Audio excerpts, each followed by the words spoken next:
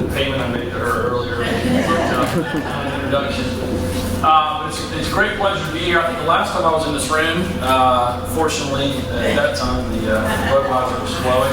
It was actually for the beginning of Impact 100, which is it's an organization I know that Bell Bear was very instrumental in the beginning of that process. And we are, I don't know how many years it is, but we're again going to be conducting the elections for the selection process at Impact 100.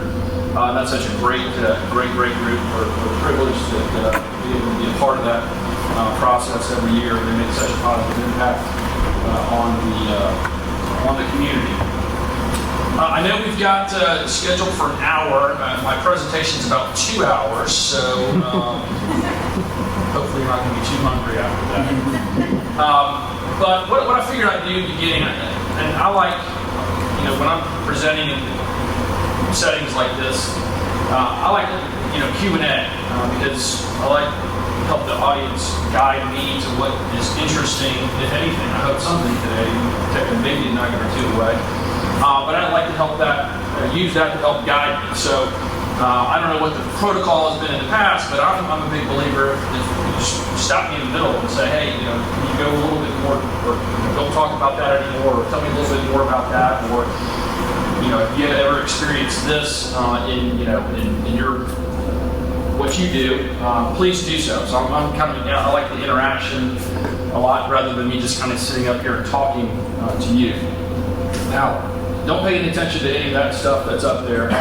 But what I did want to do is sort of tell you a little bit about my background, and it's honestly, it's not for, look at all this interesting, neat stuff that I've done over the years, but more so to try to give you a sense on the different settings that I've been able to be a part of.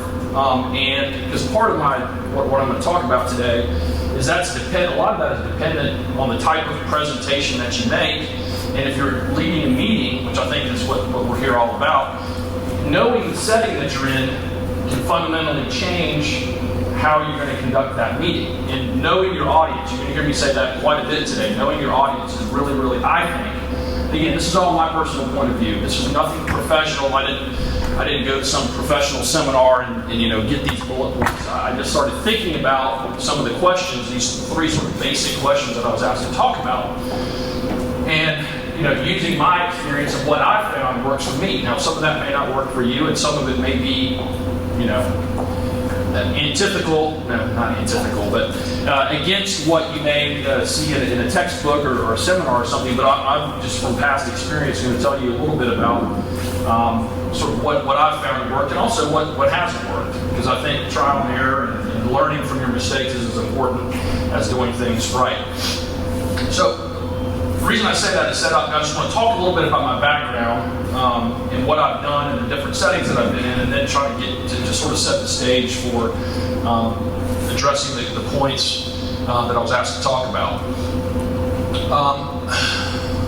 I've been involved in lots and lots of meetings throughout my career in lots of different settings. So I'll talk first about professionally. I had kind of a unique opportunity when I was pretty young, 22 years old. I ended up back here, just by way of background, I was born here in Pensacola. When I was 6 years old, my dad was a federal judge. He was appointed to the federal bench. And at that point, it still is, the Northern District of Florida stretches from here to all the way to Gainesville.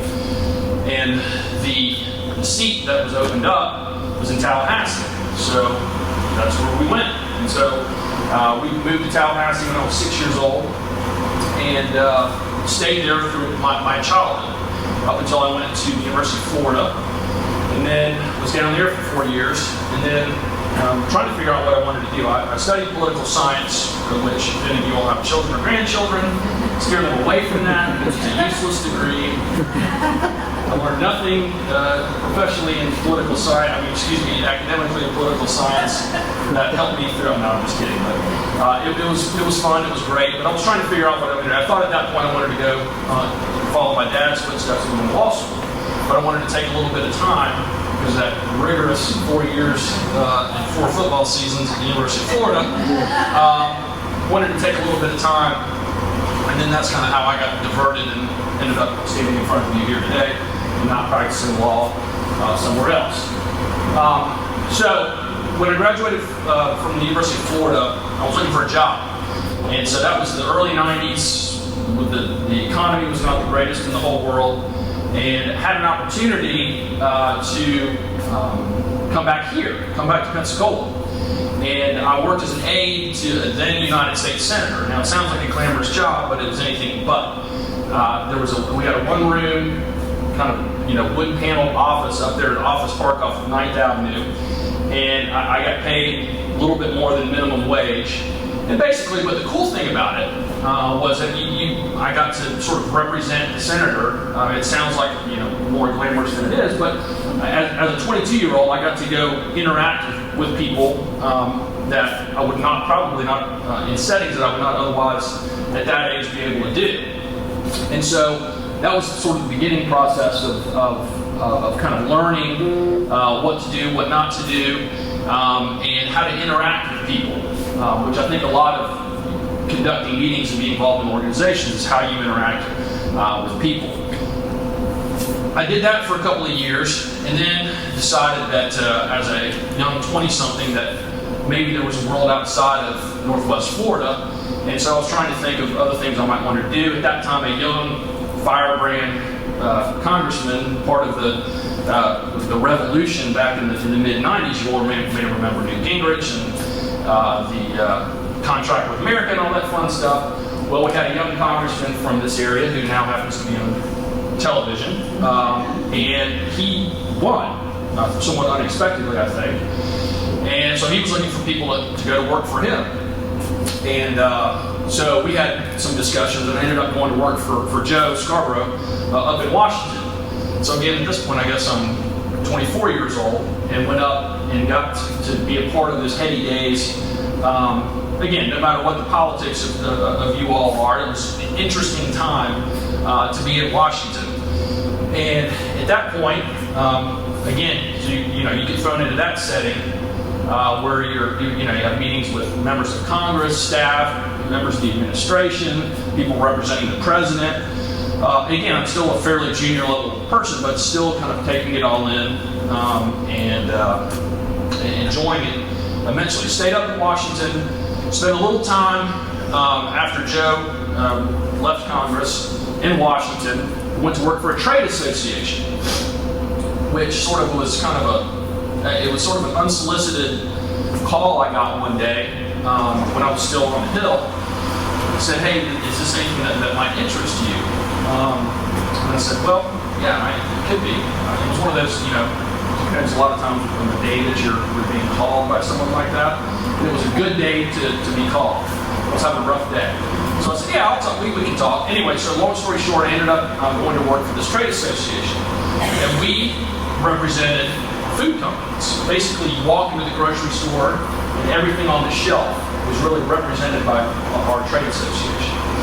And so we got to interact with a different type of people, and this is corporate America at the highest levels. Our board of directors was made up of CEOs of some of the biggest companies in the United States, in the world for that matter. Now, I was not interacting directly with these folks. Those are the people that were a couple of pay grades ahead of me.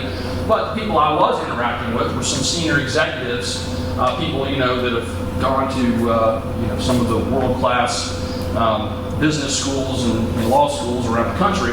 And again, so different, very different setting in those type of meetings. I can tell you the meetings that we had internally there in our trade association with those folks were vastly different than a staff meeting on Capitol Hill, and it's vastly different than a United Way board meeting or a community action program committee meeting or a Rotary Club meeting. And then we decided that my wife and I, we had our second child. We were living in suburban Washington. We'd gone through 9/11, the sniper, anthrax, all those fun times up in Washington. So we had our second child. We said, okay, what are we going to do? My wife's also from Florida. She's from the other side of North Florida, Jacksonville. So we made the decision that we were going to, we wanted to move back to Florida. So had an opportunity by way of, again, my old boss, Joe, who was at that point working at MSNBC. He had just started working there, and he was living here and commuting back and forth to New York. The show is actually based out of beautiful Secaucus, New Jersey. Anybody who's ever been to Secaucus, it is not the lap of luxury. But it was an opportunity. It was a way to get for us to get back down to Florida. We all had family here. My parents have since moved back. Had a brother and his then wife at the time were living here. So we made that decision to sort of come back home, if you will. So then I got to work at MSNBC, which again was yet another view of world and how corporate America, that side of corporate America works. Literally sitting around a table with people like Keith Olbermann and Joe Scarborough and Chris Matthews and these senior executives, which, sometimes they looked at me like I had words coming out of my head, and I did the same thing with them. But again, just a vastly different type of individual, different type of meeting setting that you're involved in. And then I had an opportunity to run for office here, and have since, I'm going to bring this in for a landing, I promise. Ran for office here, was fortunate enough to be elected, and then been re-elected subsequently. So at that point, then I sort of became the boss. It's really the first time in my life that I had been sort of the boss, the person that I didn't have anybody to look and say, hey, what do I do, or hey, am I doing a good job? It was me. I was the person, the only person I'm really ultimately answerable to are the people that sent me to office. I don't work for the county commission. I don't work for the Secretary of State. I work directly for the people. I don't think it sound like a populist or cheesy, but that's just the way it is. And so that was vastly different for me. I was relatively young when I was elected, 35, I think, when I took office, 34. Yeah, 34 when I took office, which is relatively young just in comparison to sort of my peers. People a lot of times had worked in that specific particular organization, like a clerk of court or something like that. They've sort of worked their way up. I sort of came in from the outside. And then ultimately when we got back here, I made it, as you can see up here, I decided that, part of my responsibility as a public official and as just a citizen, and also because I've learned it from my family, to become involved in the community. So I've had an opportunity to work with many, many different organizations in different capacities as just a volunteer, a board member, and some as a board chair or president of a particular organization. So that's sort of the professional side and the types of things I've been involved in. From a volunteer perspective, again, lots of boards and things, everything from the Sports Association to the Rotary Club, community action, things along those lines, but also from church. I'm involved in my church at the Circle of Vestry. I chaired our search committee, which when we had a rector, our head priest, if you will, at our church, left to go to another church, and I was asked to head that search committee, which was a very interesting process. Talk about politics, but in any event. And then other times, you have other just what I would call meetings, even though they're not formal meetings. A family, you get your family together for a discussion about where are we going to go for our Thanksgiving holiday.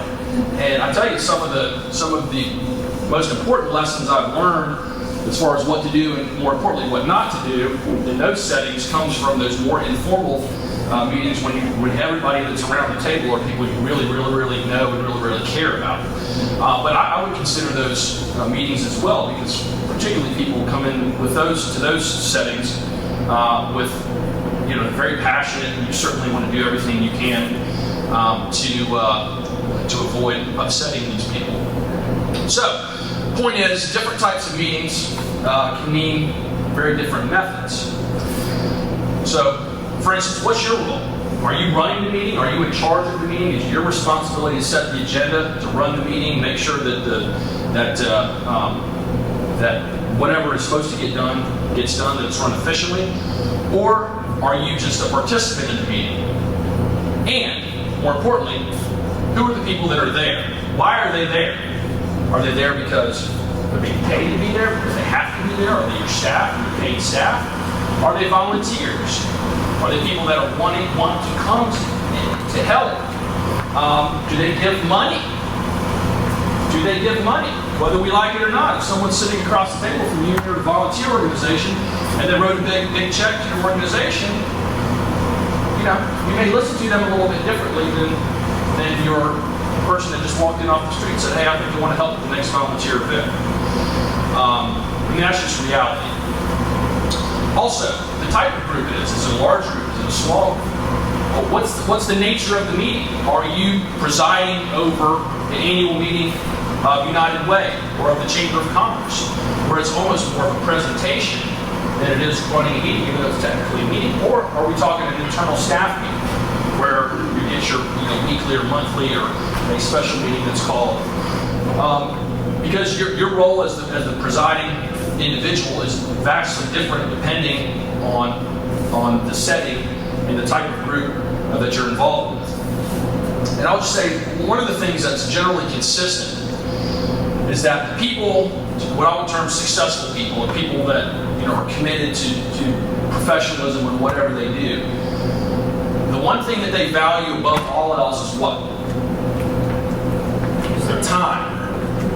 Their time. Their time. So, the thing that I'm always try to be cognizant of is people's time, because particularly people who have a lot of money, and a lot of times if you're in these organizations that you have people that do contribute, things along those lines, from them, everyone down to the working mother who has children at home but still wants to try to volunteer some time, their time is probably more valuable to them than anything else. So honoring that, respecting that, is part of your responsibility, and it is a sign of respect to those people that are reporting to you or that you're presiding over. So that's one thing I've tried to be very cognizant of, is basically not to waste people's time.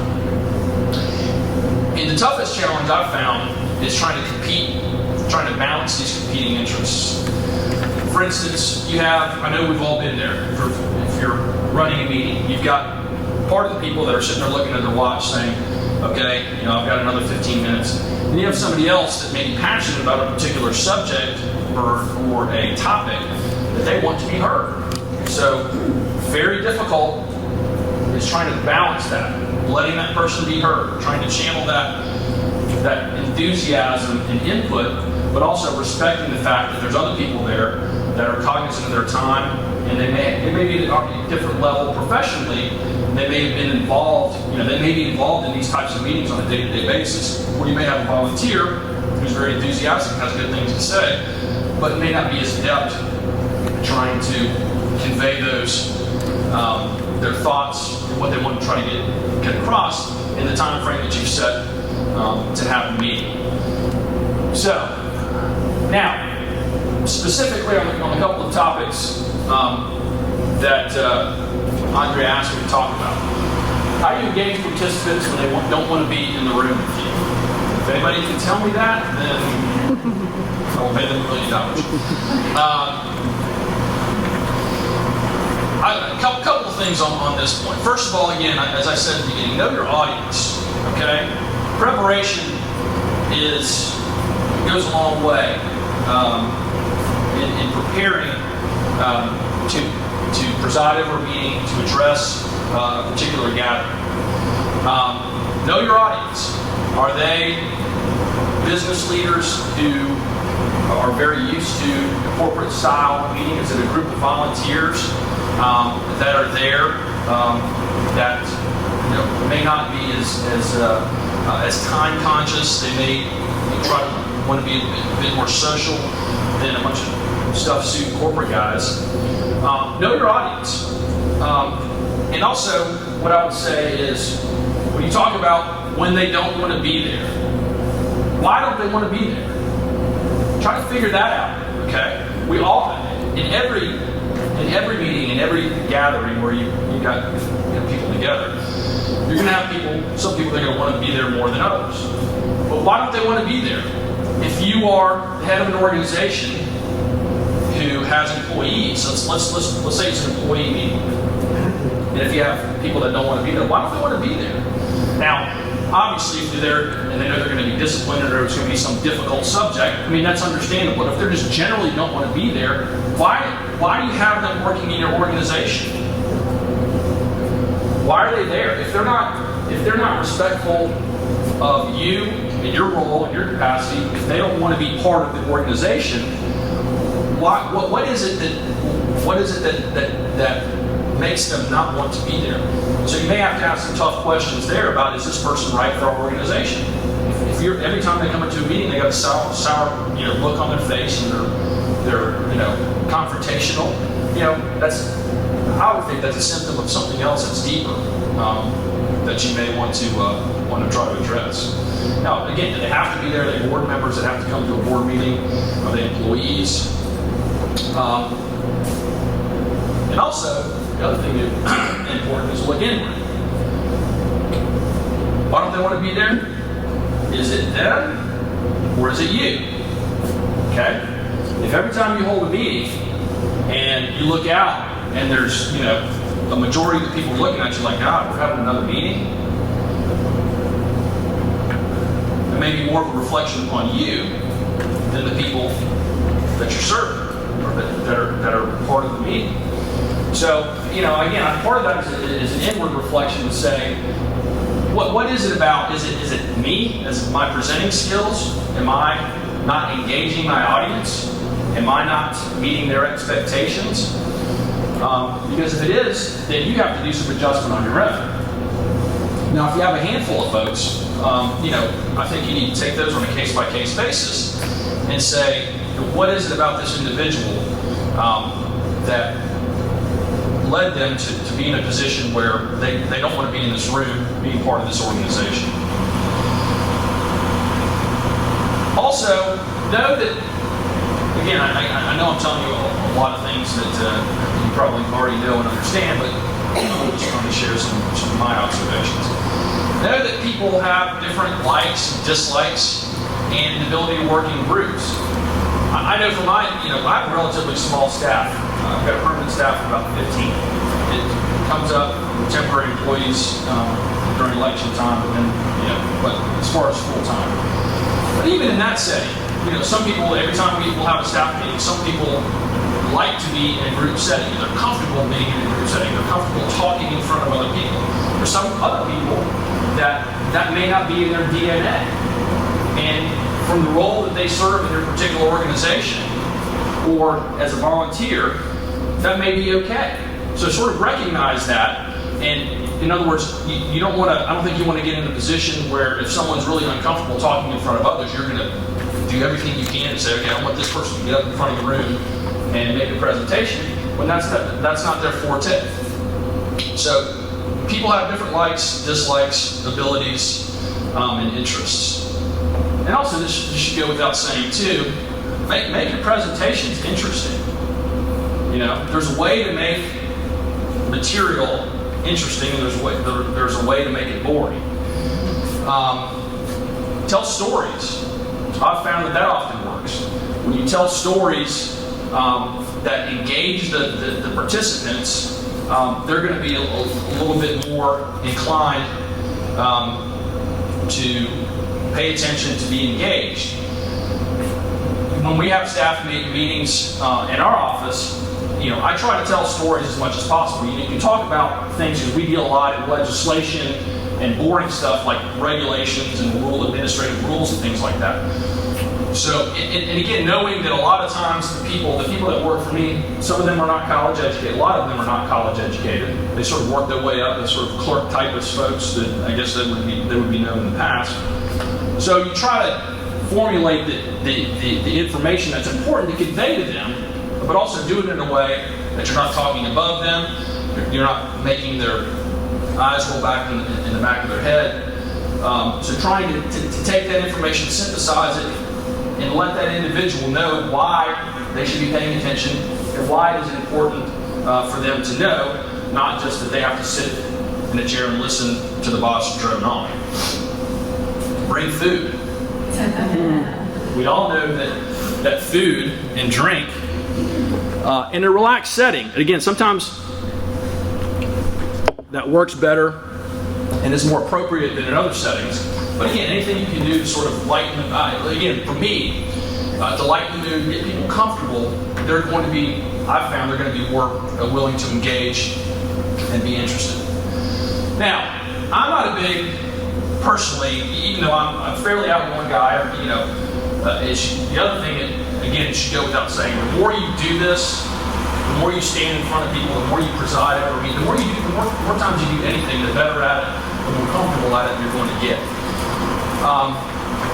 But even for me, I don't enjoy, and we've all been in those meetings where sometimes you have a facilitator and they want to try to do these exercises and everybody's sort of sitting back in the chair, going, I don't want to do this. But almost to unless you have somebody that just doesn't know what they're doing facilitating the meeting, a lot of times the reason you have that person there is because they're good at what they do. And so trying to overcome that initial barrier, and it's interesting because people have a gift for that. Because you come into a room and you see 90% of the people are sitting there with their arms crossed saying this stupidest thing you've ever done, particularly if you get up and get in a square and you do all this other stuff. But I will tell you, you find that one person that gets it going and then try to turn the rest of the people. And so I guess the point is, to the extent that you can get through to one or two or three people, and they sort of, or rather consciously or subconsciously, are indicating to their fellow employees or fellow volunteers that, hey, this is actually pretty interesting, this is pretty neat. And use them to your advantage, use them to bring the others along. Because sometimes the peer-to-peer interaction is more important than the boss or the facilitator to the recipient, to the participants in the meeting. Also, another very valuable tool, to the extent that you can use it, is read your audience during the meeting. If you're stuck on one particular point and droning on and on about it, and you look out and you read the verbal or usually nonverbal communication from your participants, then you take those cues. So maybe it's time to move on or try a different tactic, because clearly what I'm saying or the way I'm saying it is not getting through. You see people read their eyes, say, I don't think I understand that, or I don't really I don't think I really agree with that. Or they may be looking at their phone or staring out the window, and you say clearly you're not getting through to them. So to the extent that you can, make adjustments as you go through your presentation. And again, recruit others within your group to help you make your point, to engage your peers. You're not alone in this endeavor. To the extent that you can do this ahead of time, preparation has a lot to do with it. To the extent that you can use somebody else, one of these folks' peers, to help you bring the others along, do that. The other thing, this is very tricky. I've used it successfully sometimes and very unsuccessfully sometimes. And that is calling somebody out in a lighthearted manner. Somebody who's sitting back there, with their arms crossed, with a scowl on their face, and say, hey, Andrea looks like she's real excited to be here today. Lighten the mood a little bit.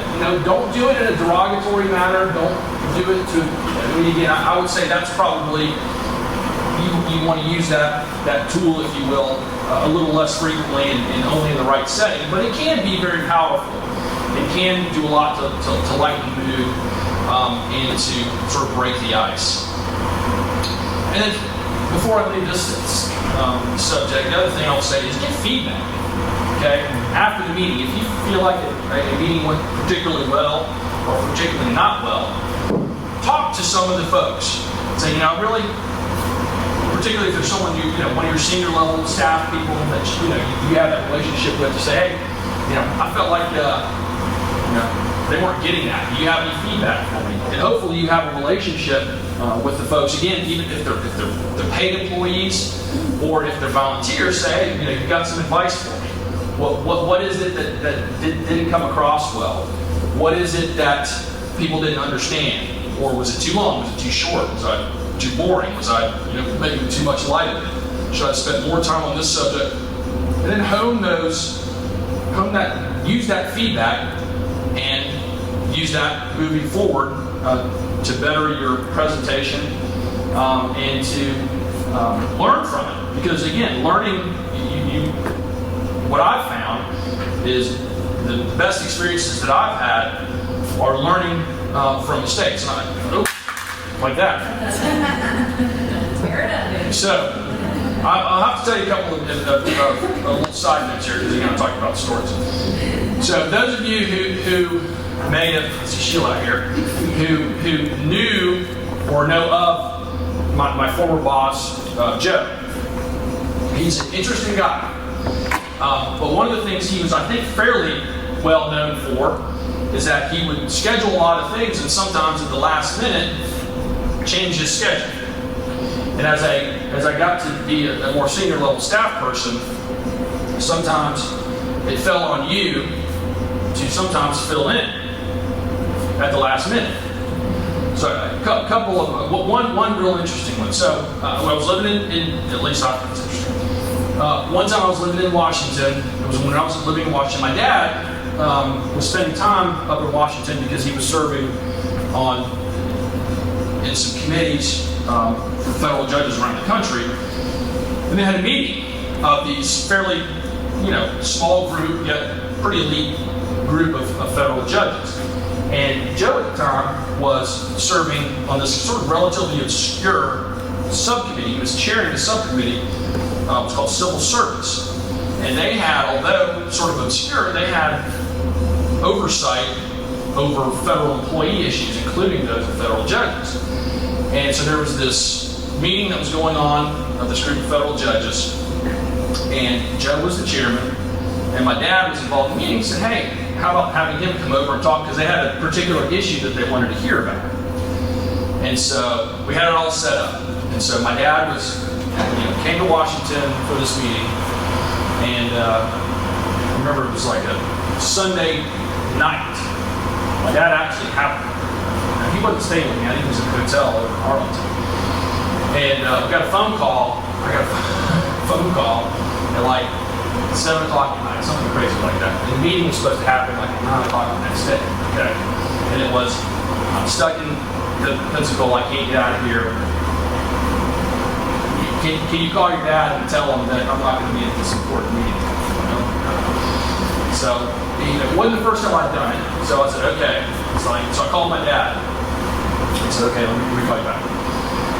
He said, well, I got good news for you. I said, what? He said, well, the meeting's still on. Guess who's presenting? I said, you. I said, what? So I sort of crammed for the material.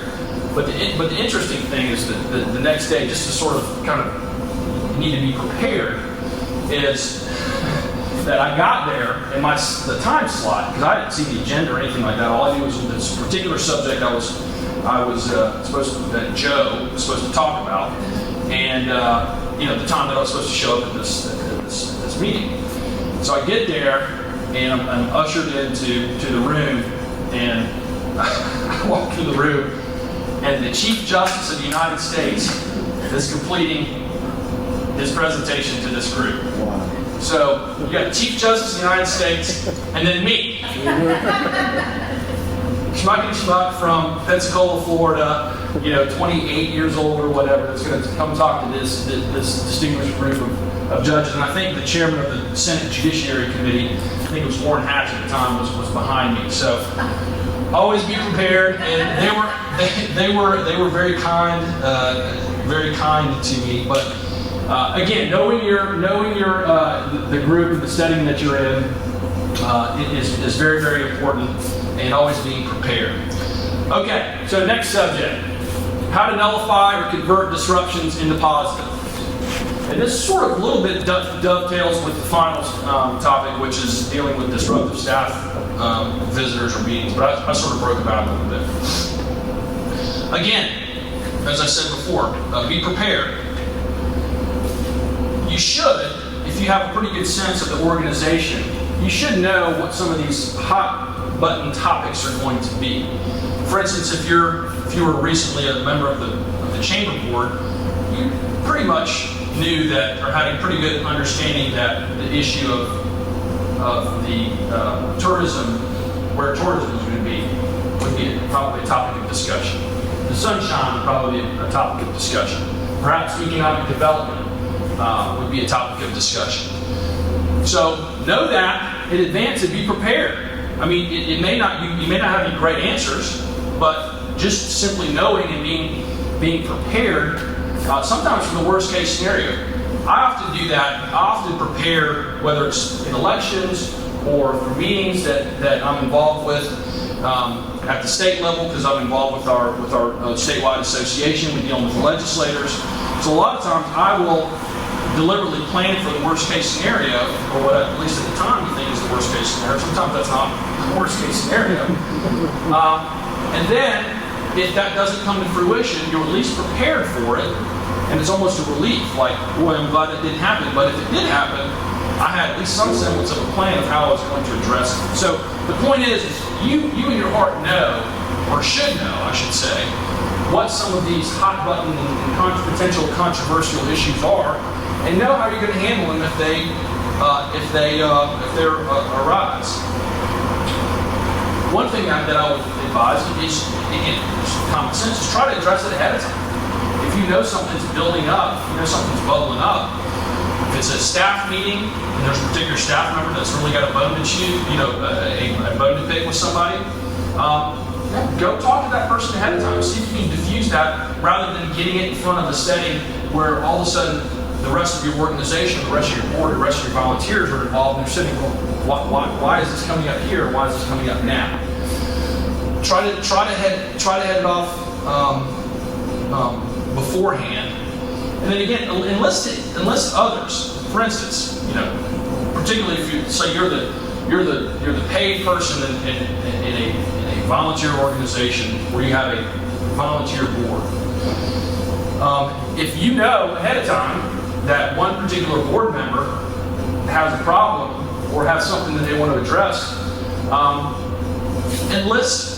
If you're passionate, you know that the opposing point of view, which is the one that you're taking, is important, and you think that's the best for the organization, enlist other board members to help fight your battles. Because again, if you're out there fighting alone, that's one thing. But if you can help enlist others from a peer-to-peer perspective, one board member to another board member says, hey, I hear you, but I think I'm with David on this.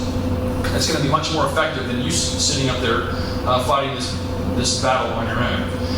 The other thing is, I'm a big believer in this, is don't tolerate rudeness or insulting behavior.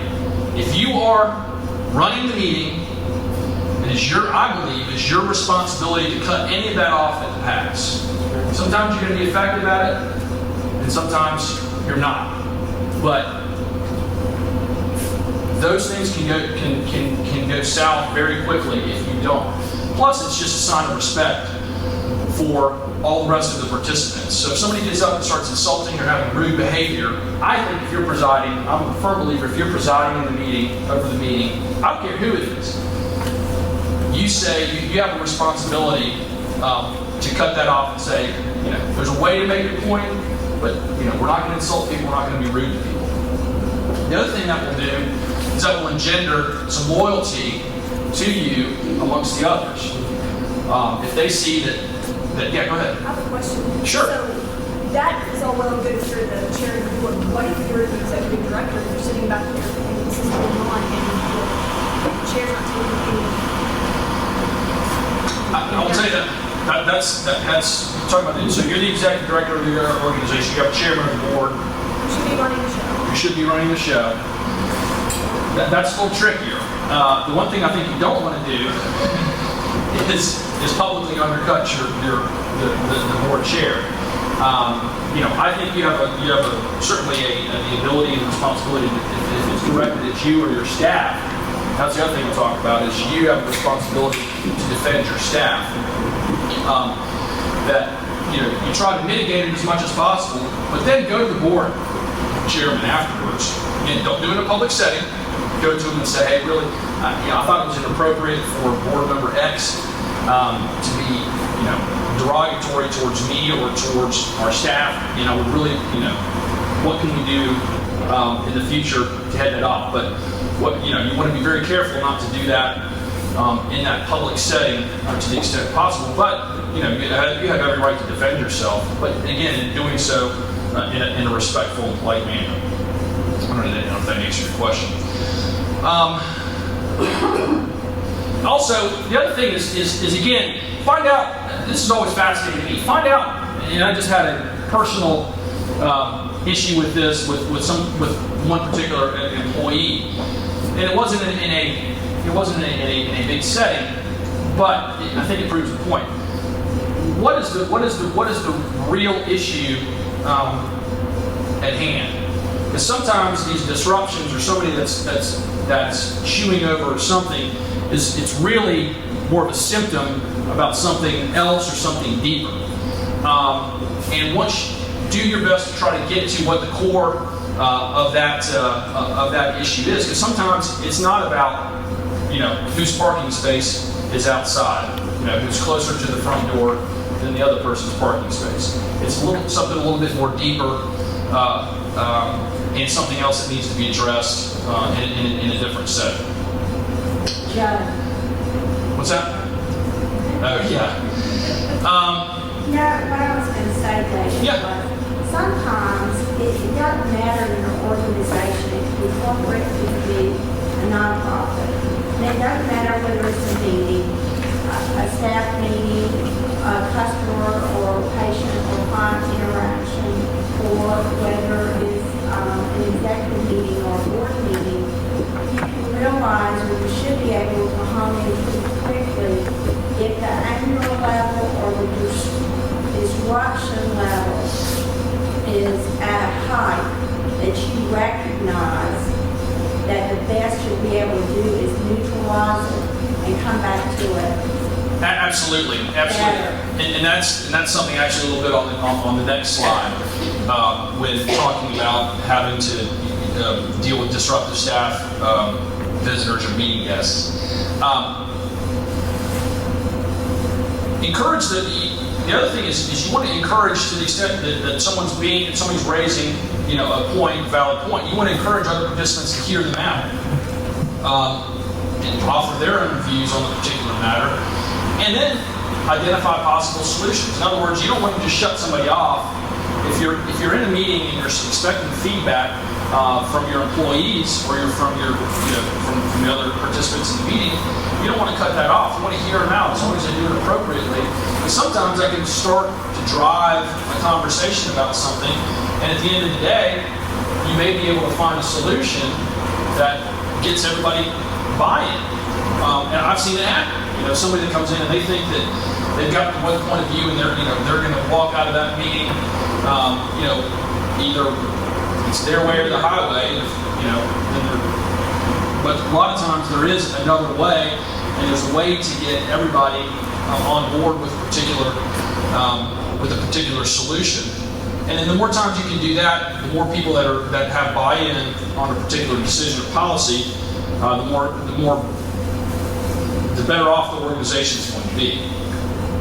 The other thing I will say, and I've seen this happen time and time again, is that once an issue is settled in a meeting, do your best to try to keep from going backwards to reopen that issue, because there's a tendency to do that where that person that didn't get their way is sitting there brooding in the back and then trying to direct the discussion or the meeting back to an issue that was either already settled or perhaps tabled for another matter. Once you move on from that, unless there's some really valid reason to revisit it, move along and live to fight another day. And again, that's part of your responsibility as a meeting organizer and facilitator. Is again try to hear these diverse points of view, and then try to keep the meeting flowing, but also then look for these ways that you can come to some consensus. And if you can't come to some consensus, recognize it and move on and table that issue for another day. And sometimes people are just going to, you have to also recognize that sometimes, everyone's not always going to be happy. Someone's going to be disappointed they didn't get their way or that their particular point of view didn't carry the day, and be okay with it. Yes, ma'am. I don't know if anyone else has experienced this. Sometimes a disruption isn't necessarily a negative or a complaint. It's sometimes it's just trying to stay on point, like, if you're, say, in a staff meeting or in a committee meeting, and you have only a limited amount of time to cover a lot of content, and sometimes there's certain people that want to get into philosophical discussions and they question everything. What is your diplomatic approach to dealing with that? Man. That's a great point. And I think that, you know, you build that skill over time. I think the one thing you want, always the toughest part, at least for me, is about, particularly again, if you're in a situation where you have people that aren't being paid to sit at the table and listen to you, that they're there, they want their point of view heard, they want to talk about a particular subject of death. I think you want to, you know, allow that person to have a fair hearing, but then also try to drive the conversation to, okay, you know, I hear you. Let's move on. And just try to manage that. I don't know that there's any particular thing I can think of other than just you know, experience in making that person feel like their point of view has been heard, but also doing it in a polite, firm way to respect that 90% of the other people that are sitting there, and you know what they're thinking. They're like, God, is this person ever going to shut up? You know, okay, we understand you feel this particular way. But again, to the extent that you can do that without, you know, being insulting or hurtful to the individual that's doing that, again, that's more of a delicate dance, and I think it's just something for me, I think I've tried to pick up over time. Sometimes I'm better at it than others. Because again, and I've seen, Andre and I have been involved in meetings in our particular group that we serve in, where it's gone both ways, where you have somebody that just drones on and on and on, and you know, people should be looking at the watch. And there's other times where people, you know, have something valid to say that they're cut off pretty quickly. So trying to find that balance is very difficult. Now, I will say the other thing to do that's very important is setting the agenda ahead of time. Okay, because that's something you can point back to the agenda and have a time limit. Don't have an open-ended meeting. Say we're going to meet from 10:30 to 11:30, or you know, 1 to. There's a very funny story. I don't know if it's true, but there's a story that the current president of the University of Florida, who's a really interesting guy, Bernie Manchin, I think is his name. He rides a Harley and stuff like that. Obviously, extremely well-educated guy, but been successful at the University of Florida. He came, I think, from the West, like New Mexico, and he had this policy. He said there was absolutely no meeting in the world that is important enough to last over 1 hour. And so, if he was in a meeting and he looked at his watch and it was supposed to end at 11 and it was 11:01, didn't matter who it was. Someone was in the middle of their conversation, he would get up and walk out. Now again, I don't know if that's true, but that was sort of the story that came with him. So anyway, the point there being, obviously that's not a tactic that I would employ. But having some timeline, because again, in these meetings, you're looking at it, and you're like, okay, we've been here 30 minutes, and we're only on the second agenda item. We have 30 minutes left to go, and we have 8 more agenda items. That way you can also get the rest of the people involved. That again, it's not just you saying, it's much more powerful for a peer-to-peer to say, okay, you know, hey Sally, we understand, but look, you know, we're going to be here all day. So a peer-to-peer saying that versus somebody calling you out from the from the head of the meeting. And also there's other subtle ways of doing that where somebody says, okay, yeah, I think we got it. What about this next item? And again, I think to the extent that people that are in your meeting are experienced in doing that, they can help you along those lines. All right. So, all right, finally. How to deal with disruptive staff, visitors, or meeting guests. I've had to deal with lots of these folks in the past. You can imagine when you're sitting in an office on Capitol Hill during a government shutdown, and you have some unwanted visitors that want to come and speak their mind, or during a presidential campaign, if somebody feels like their rights are being violated, people get pretty passionate about that stuff. But I think there's ways to deal with them. Some that are better than others.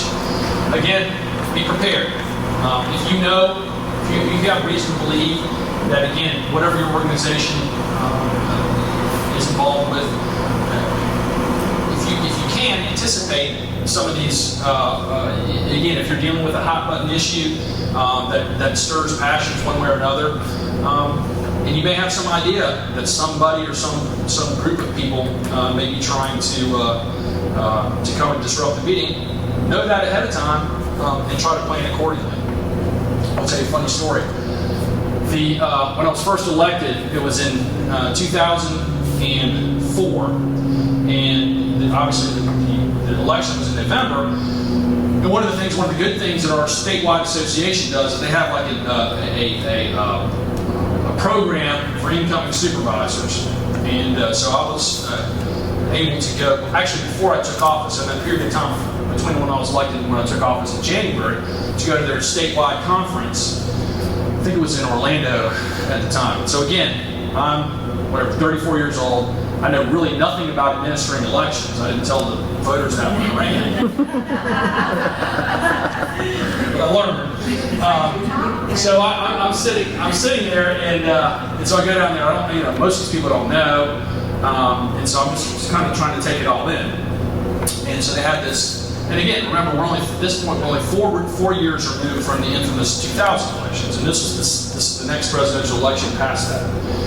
So we're in one of those huge hotel conference rooms that, banquet rooms that sits, several hundred people, and this place is just packed, and I'm just kind of sitting in the back. And my colleague, who's a good friend of mine now, who was president at the time, he was presiding over the meeting, and started talking.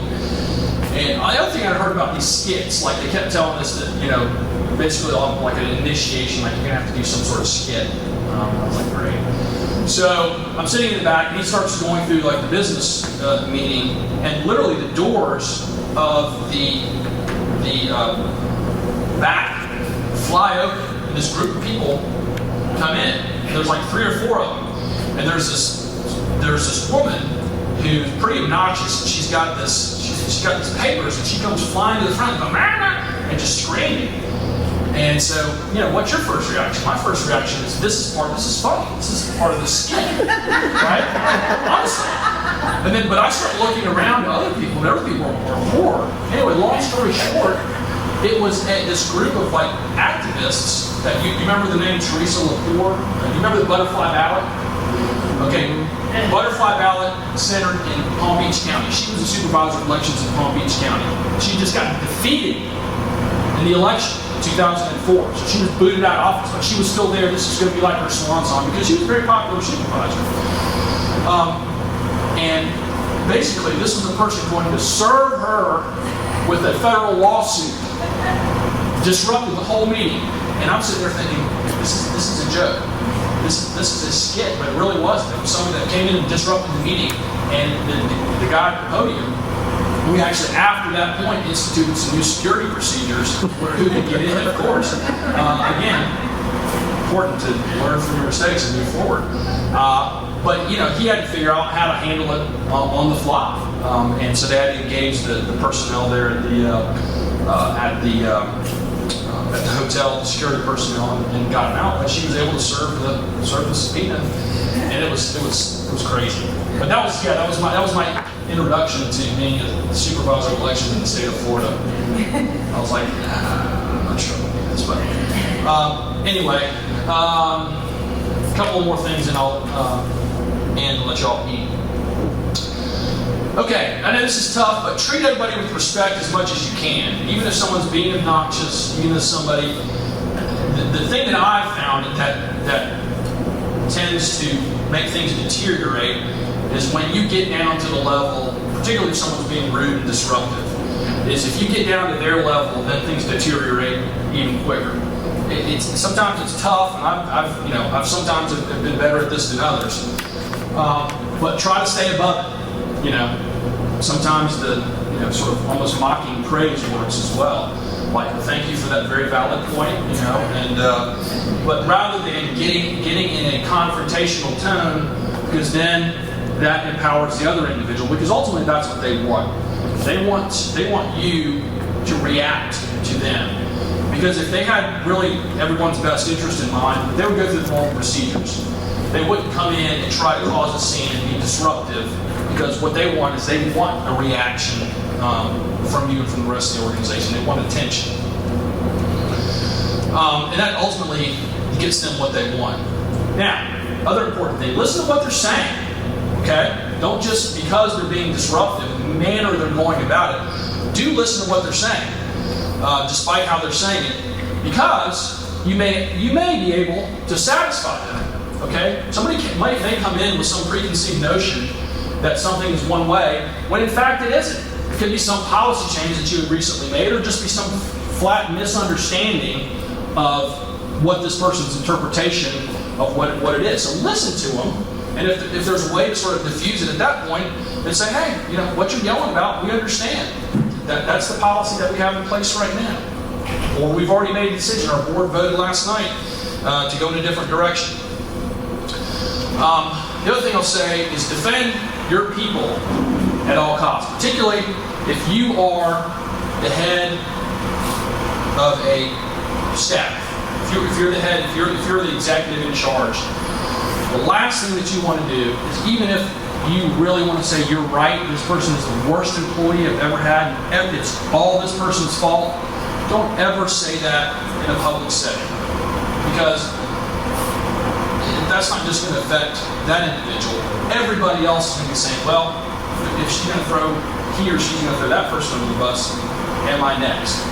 And when you do that, when you do defend, particularly, again, what I've found to be effective, is say, hey, don't yell at this person. If you want to yell at somebody, yell at me. A lot of times, particularly, again, not to play gender roles here, but a lot of times males, I've found, they like that. They like to pick on. It's funny. I will sometimes, one of my staff members come back and say, I just had the rudest person talk to me on the phone. And I'll say sometimes, okay, give me their phone number. And I'll call them back. And I'll say, hey, this is David from the elections office. I understand that you're pretty upset about something. You were pretty rude to my employee X.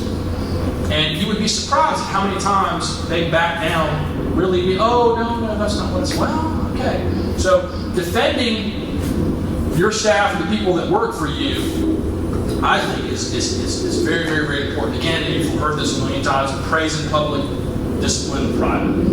Now, if there's some issues that really need to be addressed, you do it behind closed doors, you don't do it in front of other people. Particularly, don't pile on if somebody else comes in and saying, this person is doing very badly and you need to fire them. Say, yeah, you're right. Worst thing you can do. Even if you believe that, you wait and do it in a different setting. One of the hard things that I've learned over the years is there are certain people, particularly politicians are known for this. They think they can turn everybody. Okay? There are certain people you're never going to be able to turn. You're never going to be able to satisfy. And the challenge, and I tell my staff this sometimes, the challenge is trying to determine who those people are. Okay? I'm to the point now where I think I can pick up on those folks pretty quickly. If somebody's really passionately upset about something, and it's a valid point, I understand, particularly sort of in the area that I deal with, voting rights and things like that, people can get very passionate about that for good reason. So a lot of times they really have a very passionate reaction. There's other folks that just are going to be jerks, and you're never, ever, ever going to change their mind, and so don't worry about trying to do it, okay? Because you're never, ever, ever, you're never going to make Rachel Maddow believe that Ted Cruz is a good senator, okay? And vice versa, you're never going to make Bill O'Reilly think that Nancy Pelosi is a good speaker. You're just never going to do it. So don't worry about trying to do that. Do what you can to diffuse it and move along, but trying to spend time convincing somebody that really can't be convinced is going to waste time and energy and take your eye off what the ultimate goal is, and that's running an effective meeting. Also, here's the other thing that drives me absolutely bonkers to see in certain settings. I'll be diplomatic here. And that is, particularly in public meetings, where people get up and make points. You're not required to respond. Okay, if somebody makes an asinine comment and it's just so out of bounds and everybody's kind of looking at each other, just say thank you very much. Next speaker. You know, I think one of the biggest mistakes people is engaging these folks. Now again, if it's somebody with a valid point, who may disagree with you, that's fine. But if it's somebody that's just going to be up there and be insulting and doing it just for the shock value, the last thing in the world that you want to do is engage that person and yet get them more of a platform to spew whatever it is that they're spewing. Just sometimes, if someone wants to be heard, let them be heard, then move along. You know, as much as you want to rip this person apart, unless you feel it's absolutely necessary, bite your tongue and move on. Now, again, if they're out there making wild accusations and things along those lines, and you feel that you need to correct the record, that's fine. But don't respond just for the sake of responding, because all that's going to do is continue the dialogue, particularly if it's one of those people that you know you're not going to turn. Let them say their piece and move along. Again, another important thing, you've heard me say this a couple times. Enlist others to your cause, okay?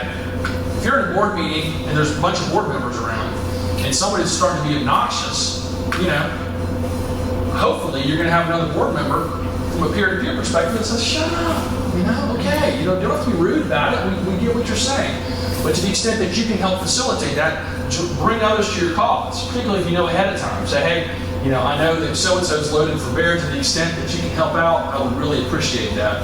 I think that goes a long way.